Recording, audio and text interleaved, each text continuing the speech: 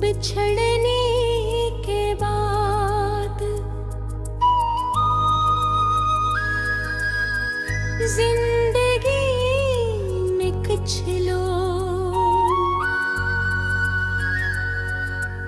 ऐसे होते हैं जो चंद लम्हों के लिए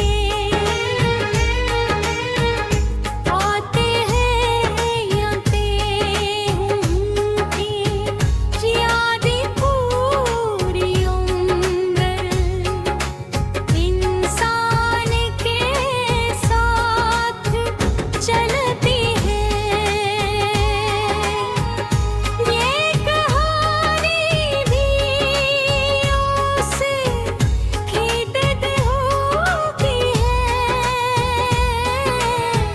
जिन्हीं किस्मत लिए में आया ही और जुदा भी कर दिया। हमारे को मेहनती और खुददार नौजवान था। वो एक छोटे से गांव में रहता था और अपने वार्ड के 100 खेतों में काम करता था। उसका ख्वाब है कि एक दिन वो आला तालीम हासिल करे, एक अच्छी नौकरी के और अपने वालिदैन को आराम की जिंदगी दे। इसी गांव में आयशा रहती थी। वो निहायत बाहया, नरम मिजाज और तालीम से मोहब्बत ने जगह बना लिया।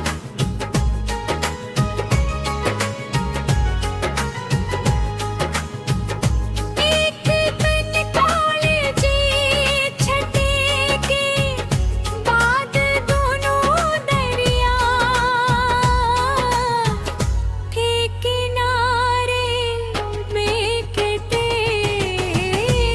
गए। हमाद ने कहा, मैं चाहता हूँ कि जब तुम्हारे घर आऊं तो मेरे हाथ में सिर्फ मोहब्बत न हो बल्कि इज्जत की कनायद।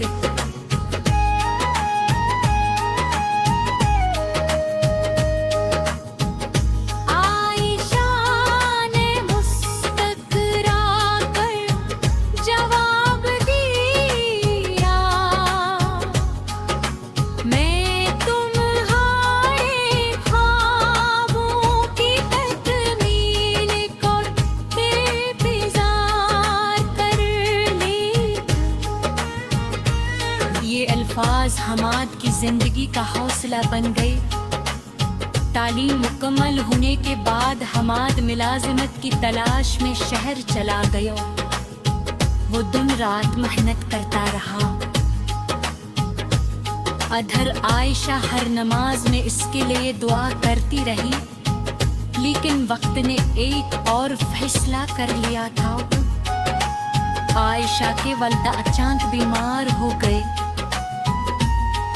घर के हालात बदल गए। रिश्तेदारों ने जल्दी में उसकी शादी तय कर दी। आयशा ने बेहद कोशिश की कि हमाद तक खबर पहुंच जाए, मगर वो दूर दराज इलाके में काम कर रहा था। जब हमाद वापस आया तो सब कुछ खत्म हो चुका था। वो खामोशी से इसी दरिया के किनारे गया जहां दोनों आखिरी बार मिली थी। पानी भी से ही बह रहा था, हवा भी से ही चल रही थी, लेकिन अब वहां सिर्फ खामोशी थी। हमाद ने दरिया में एक छोटा सा पत्थर के पानी में लहरें बनी और फिर हंसना हंसता खत्म होगी। वो खुद से बोला, शायद मोहब्बत की बहरों की तरह होती है, कुछ पैर दिल में शोर मचाती है, फिर खामोशी में बदल जाती है। उसने आसमान की तरफ देखा और दुआ की, या अल्लाह, अगर वो मेरी किस्मत में नहीं थी तो उसे हमेशा खुश रखना और मेरे दिल को अपने फैसले पर राजी कर दे। साल गुजरते गए, हमाद ने अपनी मेहनत जारी रखी। वो एक कामयाब अफसर बन गया। इसने अपने वालिदैन की खिदमत की, गरीब पढ़ा की मदद की, और कभी किसी के साथ नाइंसाफी नहीं।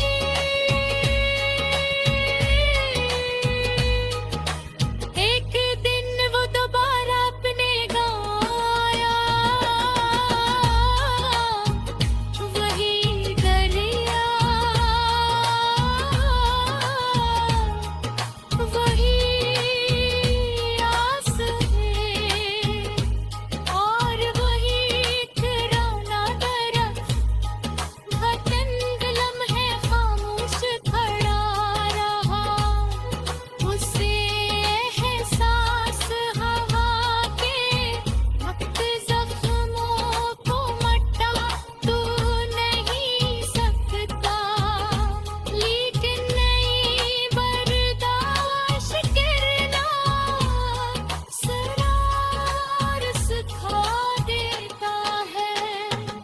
इसने दिल ही दिल में आयशा के लिए दुआ की,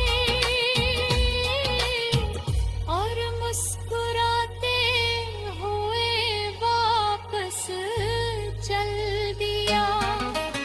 अब उसके दिल में कोई शिकवा नहीं था, सिर्फ शिकत था। क्योंकि वो जान जो बाधक बाज मनमती इंसान की जिंदगी का बस नहीं बनते। बिछड़ने